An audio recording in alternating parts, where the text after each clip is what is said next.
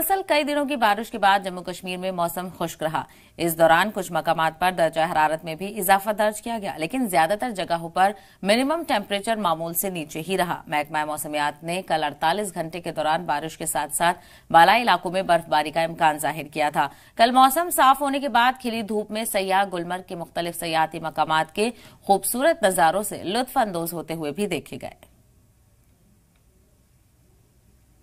वादी कश्मीर के अलग अलग जिलों के साथ साथ जिले बारामूला में दर्जात में लगातार कमी देखने को मिल रही है। वहीं पर आपको बताते चले कि सेहत अफजा मुकाम गुलमर्ग के पहाड़ियों पर हल्की बर्फबारी के बाद या मैदानी इलाकों में बारिशों के बाद यहाँ पे भी दर्जात में लगातार कमी देखने को मिल रही है। इस तरह से यहाँ पे महकमे मौसमियात ने जो पेशेंगोई की हुई थी, इस तरह से महकमे मौसमियात की जो पेशेंगोई वो सही साबित हुई। दूसरी तरफ से अगरचे वादी कश्मीर में इस वक्त काफी खुशगवार मौसम है, लेकिन वही सेहत अफजा मुकाम गुलमर्ग में इस वक्त भी हल्की बर्फबारी हो रही है और साथ में यहाँ पे दर्जात में भी काफी कमी आई हुई है। बी सागर, जी मीडिया।